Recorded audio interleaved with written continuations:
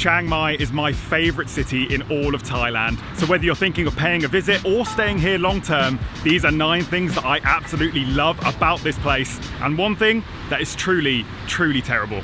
Despite being the largest city in northern Thailand, Chiang Mai doesn't have a big city feeling. It's more relaxed than Bangkok, much more green and charming too, but with all the convenience and excitement of modern city life. So join me as I show you the must-see spots and some real hidden gems. But first, let's cover the basics.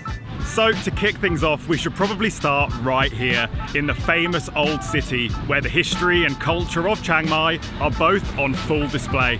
You can't get a proper understanding of this city before you've stepped within the red brick walls of the historic centre. These crumbled defences have stood here since the 18th century, and the vast majority of tourists will stay in and around this ancient square, where around every corner you'll find incredible temples and ruins with their own unique features, as well as tons of great restaurants and coffee shops. It's not exactly my favourite spot in the city, but it's Chiang Mai 101, and a great place to walk around for the day and soak up some culture. And at the weekends, this area really comes into its own. This is where you'll find some brilliant tourist night markets where entire roads are blocked off to be filled with hundreds of different stalls selling souvenirs, clothes and plenty of food, which is well worth planning your trip around if you're heading to the city. But for me, the very best of Chiang Mai lies beyond the city walls.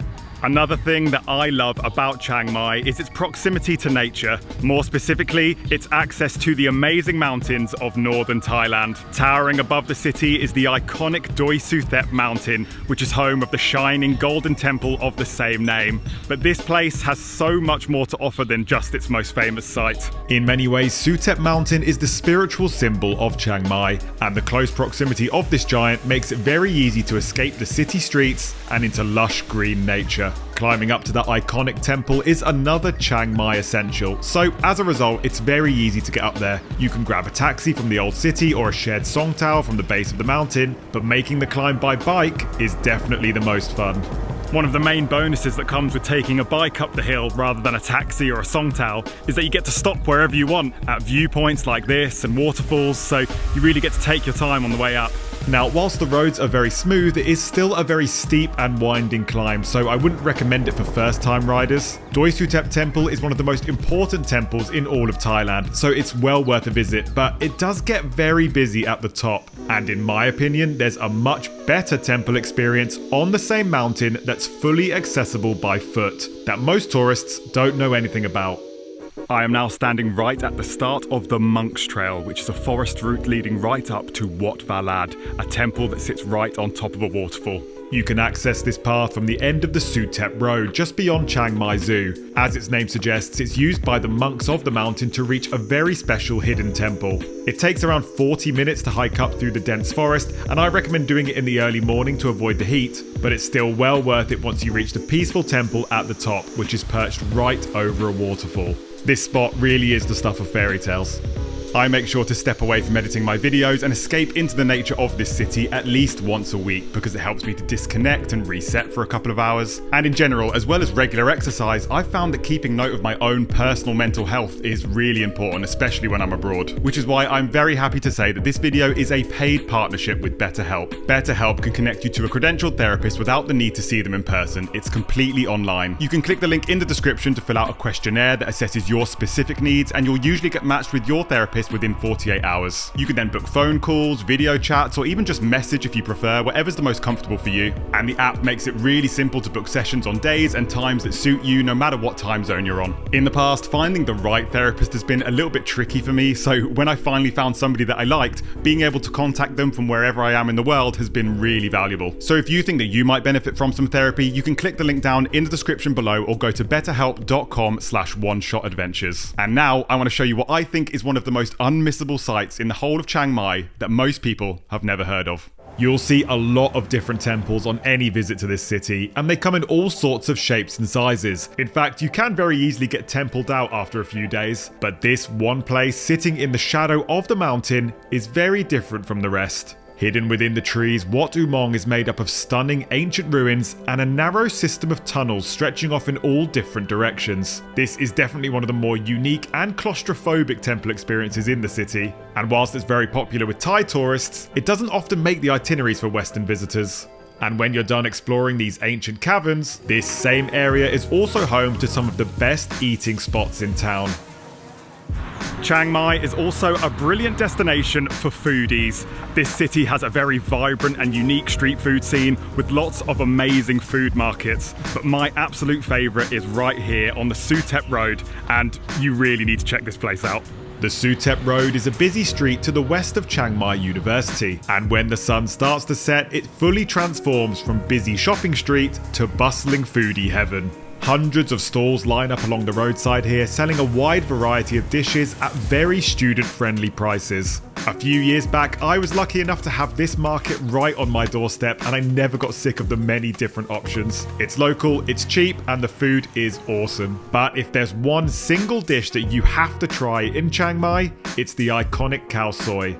I'm not exaggerating when I say that this curried noodle soup could easily become your favourite Thai dish of all time. It's normally served with chicken, but you can also find pork, beef and vegetarian options, and they always have those signature crispy noodles decorating the top. And you should always use the little side plate of extras to customise your flavours, squeezing over some lime, adding some shallots and pickled cabbage, along with some extra chilli paste, really takes this dish to another level. For my money, Chiang Mai is the most livable city in Thailand. You can find hotels, villas and apartments here for a fraction of the price that you'll pay in Bangkok. And once again, the Suthep area to the west of the old city is my favourite place to be based, especially for a long-term stay. You obviously have access to the great Suthep Road night market and the peaceful trails of the mountain, but this is also where you'll find some much more unexpected perks. Now, this next addition to the list might sound a little bit strange because I'm now standing right outside the gates of Chiang Mai University. Now, obviously, I'm not a student here and I don't even know how good this is as a school, but what I do know is that this campus is absolutely amazing. It's beautiful here, and while some of it is obviously only open for the students, quite a lot of it is accessible to the public as well. The best of the green spaces in the university is the Angao Reservoir, a popular spot for locals to come and exercise in the evenings with views out to Doi Suthep. This area around the university is also home to some of the best cafes and restaurants in the city, as well as some amazing night markets like the Chiang Mai complex. This is another very popular spot for students where you can find a mixture of great food and cool clothing stores. It's got a really nice vibe here. But what about places to stay? In years gone by, I've stayed at the D Condo Campus Resort right at the mountain end of the Suthep Road, which is just a stone's throw away from all of the sites I've just mentioned. A studio apartment here with access to a swimming pool and a gym, as well as mountain views from the balcony, will cost you around $500 per month all in. But we still haven't got to Suthep's most famous area. Welcome to Nimman, which is definitely the coolest area of Chiang Mai, where Thailand very much collides with the Western world. This international blend makes Nimman quite controversial amongst long-term visitors. Some call it a digital nomad paradise filled with some amazing co-working spaces, cafes and restaurants, whereas others will say it doesn't even feel like Thailand and it's too expensive. Now, while it is true that the costs of food and drinks can be much higher in this part of the city, it's not always the case. One thing I did really love about this area was the very unique markets. You can find some super cheap and tasty food from the food trucks over at More Space just off the Nimman Road, or you can even shop for vintage clothes and crafts over at One Nimman. There's always something cool going on here. And this might just be the best area in the city for finding an apartment. We recently stayed at the Nimman complex, complete with gym, swimming pool and a one-bed studio for again just around $500 per month including bills. But whilst this city has many of its own great areas and attractions, it's also well located for a classic northern Thailand experience.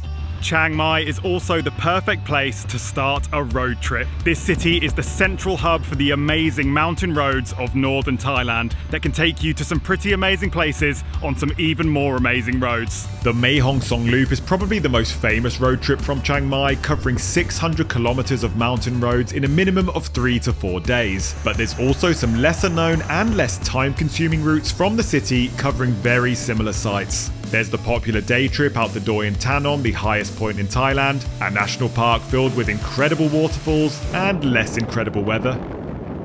The Samoang Loop is another great day of driving, taking you along 100 kilometers of smooth roads towards river-bound cafes, scenic mountain temples, and even a British-themed hotel, if you're into that sort of thing. Slightly further than that is the beautiful mountain retreat of Mon Jam, one of the most scenic places in the whole of Thailand, with its cool glamping pods decorating the hillside and a very unique local sport. And even if you don't ride a motorbike, you can still take road trips with a private driver or an organised tour. We booked a driver for the day to explore Langpang province, where we climbed up to the surreal Sky Temple and ended the trip by relaxing in a hot spring national park. And I haven't even explored the bus you can take up to Chiang Mai to explore some of the most colourful and unique temples in the whole country. It's also worth mentioning that I have full, detailed guides for all of these trips and destinations over on my channel. But of course, the city itself has plenty of its own entertainment. In Chiang Mai, you can find cool bars, great live music, insanely modern shopping malls, and also some great options for sports fans.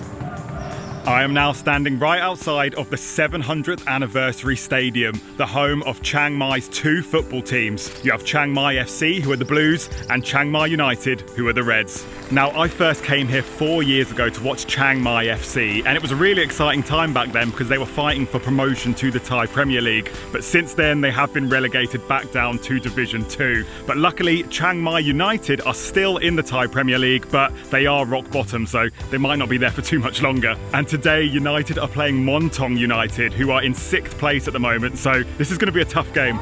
Everybody here has an English Premier League team, but the domestic league is also very popular and very affordable to watch. You can grab yourself some colours and a ticket to see either of the Chiang Mai teams, and it won't cost you much at all. When I last visited, there were still some COVID restrictions, hence the empty stands, but the atmosphere was still pretty good, and there's tons of brilliant food vendors right outside the ground selling snacks and very cheap beer, which you can sit with in the stands. So, as you've just heard, there are plenty of reasons why I love Chiang Mai. In fact, I would happily live here for months or years on end if I could. But there is one thing that I really don't like about this city, and in fact, it's quite a big one. Every year from around February to May, Chiang Mai experiences something called the burning season, when a thick smoke descends over the city, causing the air quality to become absolutely awful.